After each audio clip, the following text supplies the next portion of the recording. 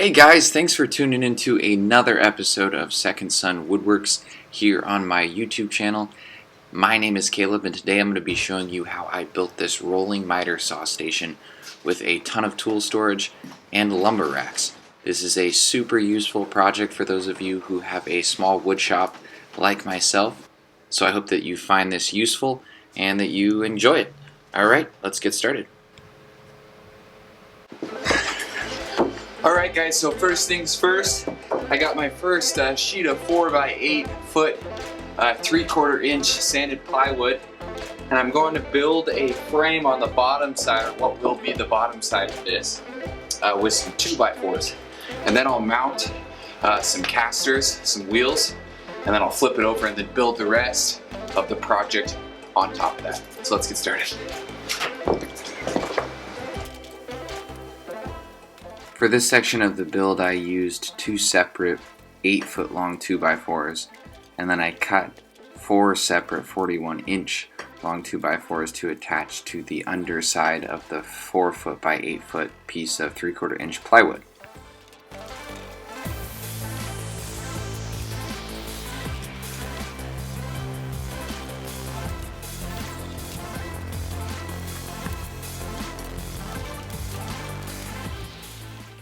After positioning the boards on the underside of the piece of plywood, I decided to just use 3 of the 41-inch 2x4s to build the structure on the bottom side.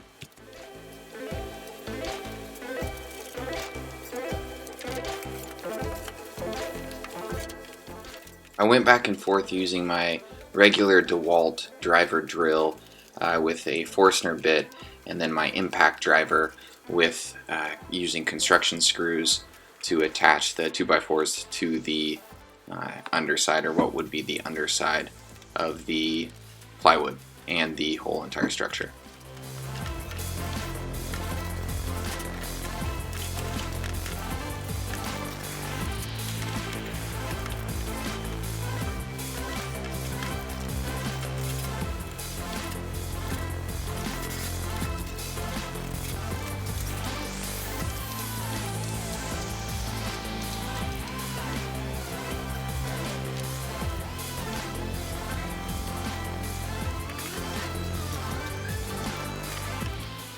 One thing many of you will understand is the difficulty of working in a tight space.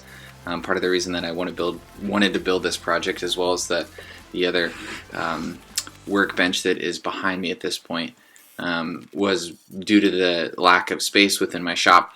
And so actually building this frame up, though, with that lack of space was pretty tough.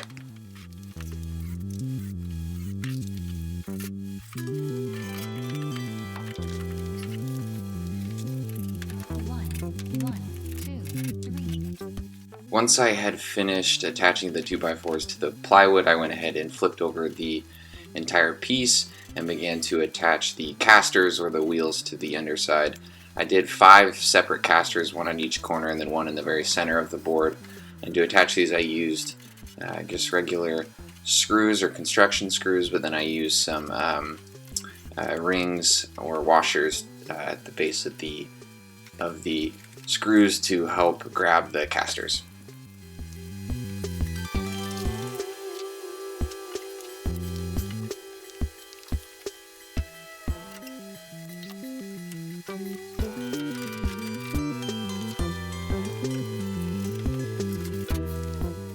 After that, I went ahead and flipped the whole entire base over and kind of gave it a little bit of a test hop on, and everything was working fine. I'll put links in the description below for those casters that I used. After that, I went ahead and started cutting down the pieces of plywood that would make up the entire build.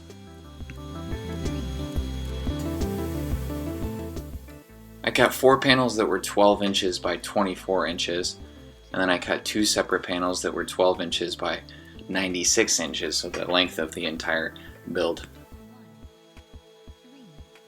You can see here I'm squaring up several different boards that I had left over from another project for those first 4 cuts.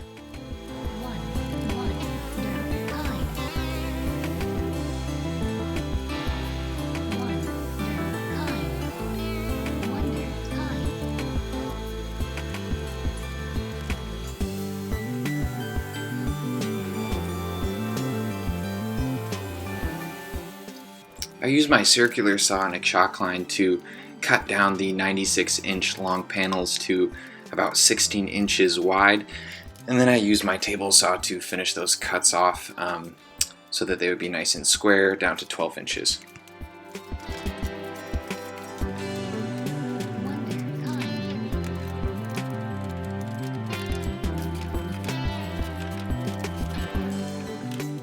The reason I did this cut this way is because I didn't have a track saw or a piece of wood that was square and straight enough, and also long enough to be able to cut this 96-inch long panel. So I went ahead and cut it down to 16 inches, kind of a rough freehand cut with my circular saw, and then I took those two pieces, those two 96-inch, 16-inch wide pieces, and squared them up and cut them down to 12 inches wide on the table saw. Also, you may or may not have noticed that I flipped over the piece of plywood so that I would be measuring off of that straight edge, because you want to make sure that when you run it through the table saw that you're using a straight square edge up against your fence. I misspoke earlier. I actually rough cut these panels down to 13 inches wide, and then as you can see here, I'm cutting off that extra inch to be able to get the panels down to 12 inches wide.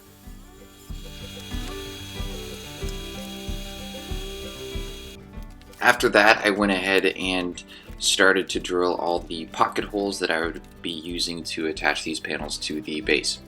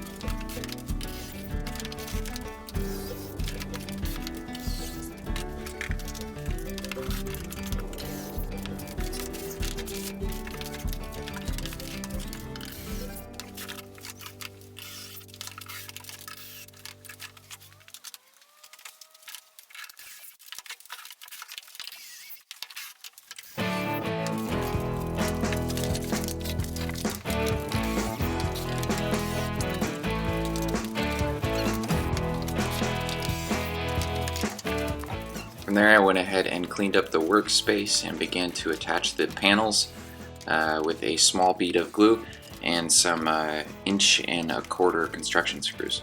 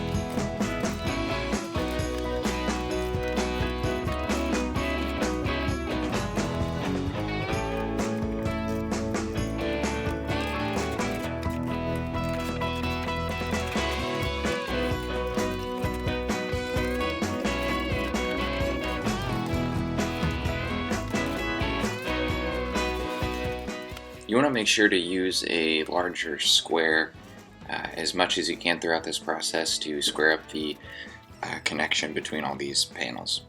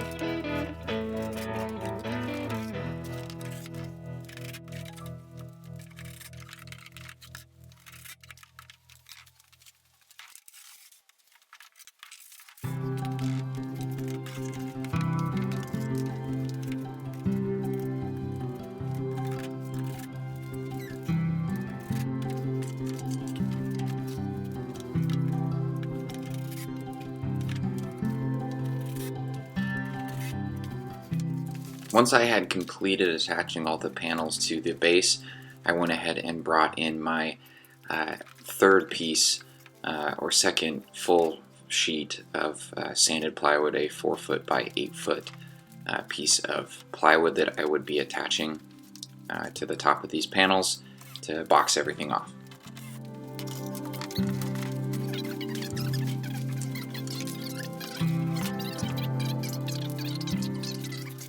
From there, I went ahead and cut 4 separate 5-foot long 2x4s that I would be using for the next step of the build.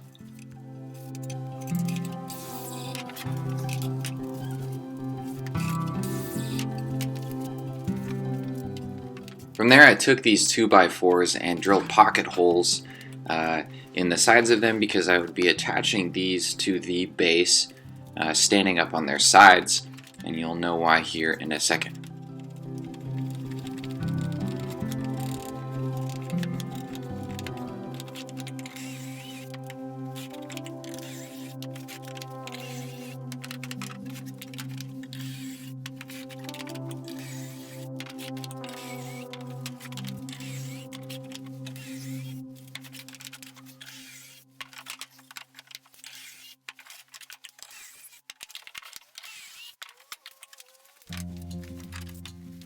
After that, I went ahead and got another sheet of 3/4 inch 4x8 sanded plywood, and I began to cut down the panels that I'd be using for the actual miter saw station section. Now the measurements of these can vary depending on how you want to configure your workbench, but you want to essentially have 2 pieces on each side of the miter saw that will be at the same level as your miter saw, so that you can set pieces all the way across, and then you want to do one other section that will sit underneath the miter saw that will be lowered down based on the height of the miter saw. And that will make a little bit more sense later on in the video as you see me start to put together these panels on the actual base itself. So I know that's kind of confusing, but this will all make sense here in a few minutes.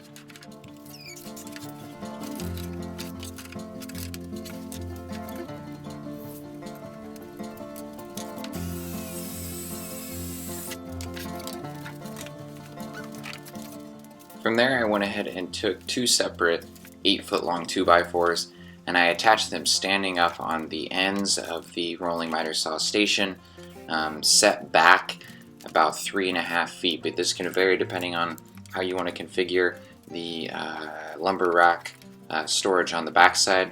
If you want to make the workbench side of the build either deeper or shorter, then set these 2x4s that are standing up either farther back on the workstation or closer to the front side. And that will make a little bit more sense here in a few minutes.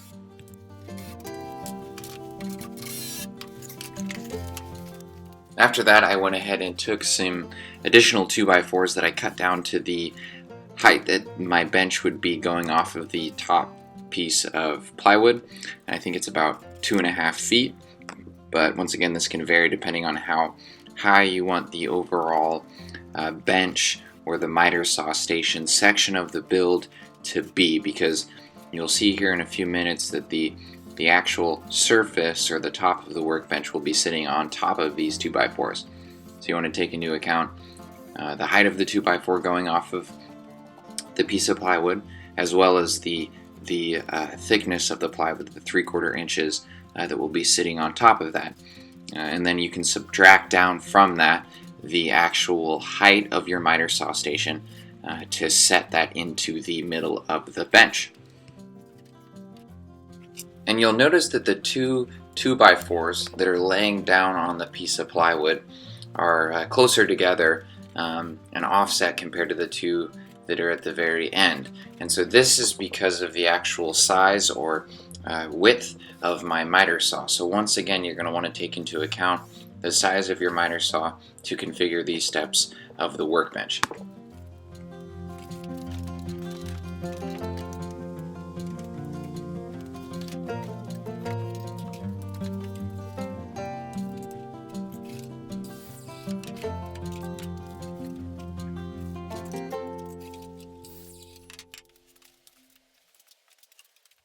From there, I went ahead and took two additional 2x4s that I cut down to a length that would equal the height of the two 2x4s that are at each end of the workbench, those two that are standing up. And then I attach them on the inside. You'll notice that they're on the inside of those 2x4s that are laying down. And the reason being is that when I go to attach or build the actual section that the miter saw will be sitting on, I can attach the 2x4s on the underside of the piece of plywood to these 2x4s that are standing up, but they're on the inside, and so that I can attach them on a different side compared to those two that are at the front.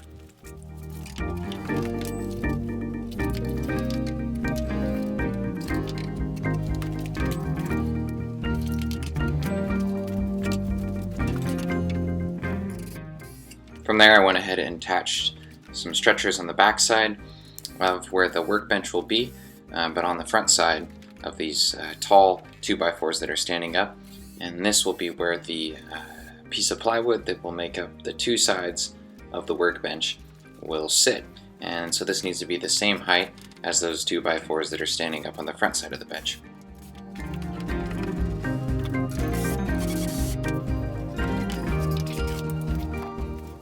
Once I had ensured that everything was squared up, I went ahead and started to attach the piece of plywood to the stretcher on the back side, as well as those 2x4s that are on the front side. I used a Forstner bit and some long construction screws to attach everything together.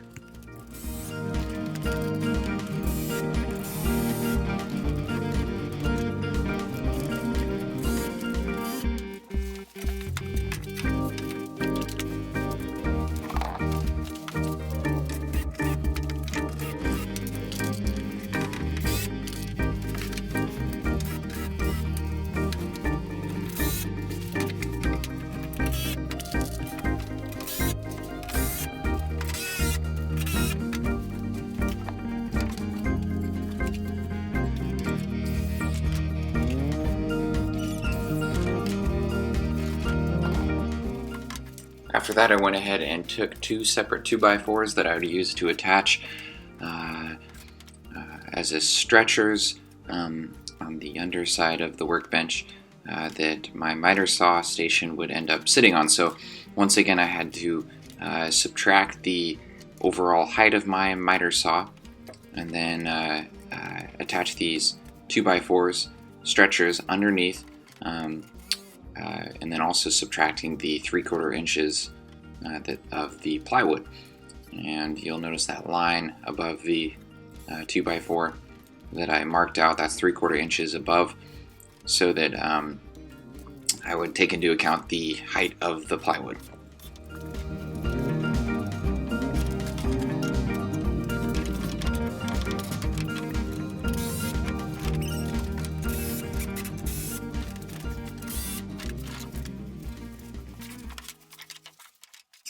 From there, I went ahead and cut down another piece of plywood that could fit in the section to house my miter saw.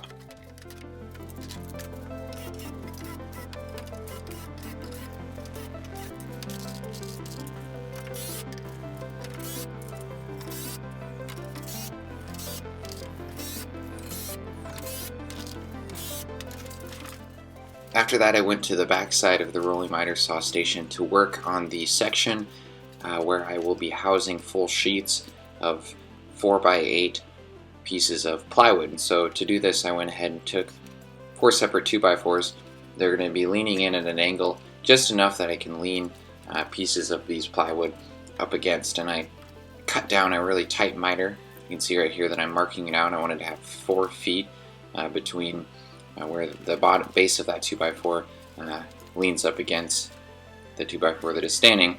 And I took that line, cut it down with my circular saw, and then I did this 4 times and attached these 2x4s on the back side.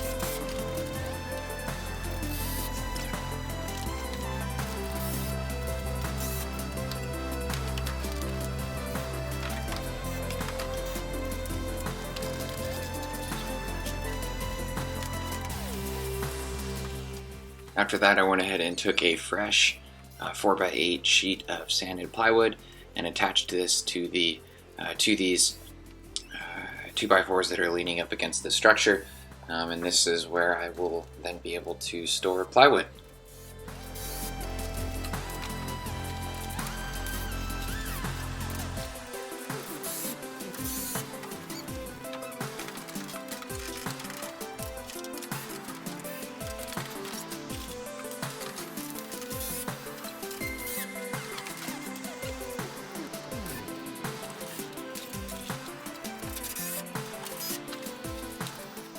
The next step was to go ahead and bring in the 4x8 piece of pegboard that I picked up at Home Depot along with most of these other supplies, and I went ahead and attached it to the front side where the miter saw station will be, and I just used some construction screws to attach everything together.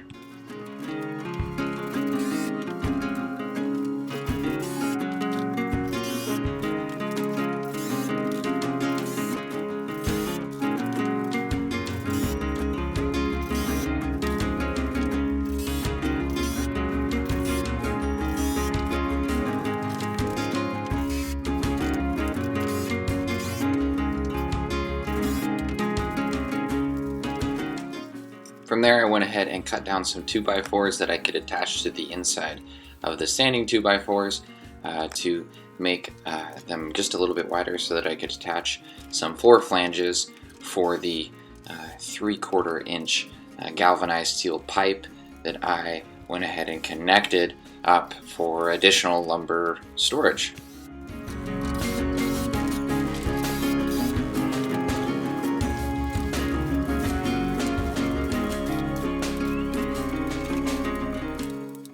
The nice thing with a project like this is that you can kind of adjust it as you're going through the project, because you're not really worried about it looking pretty because it's not for a client, it's just for utility purposes.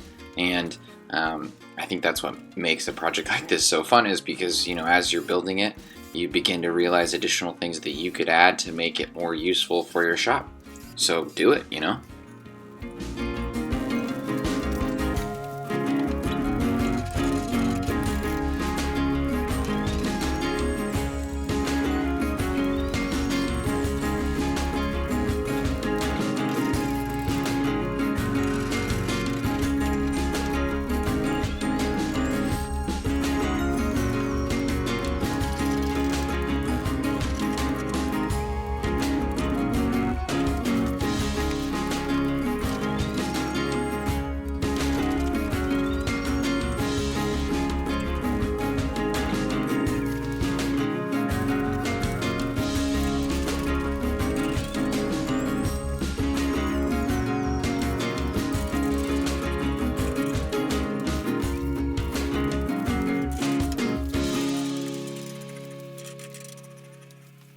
I went ahead and added some big utility hooks on the front side where I could hang extension cords.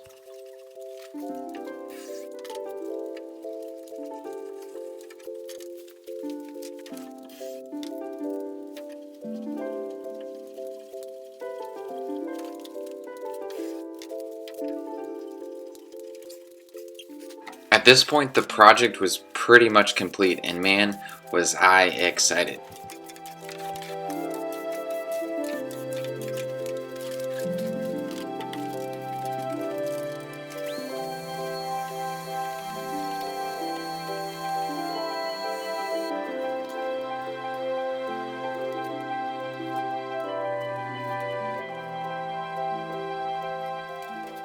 Once I had cleaned everything up, I realized that there was still one last step that I needed to take care of, and that was putting the fence on both sides of the miter saw.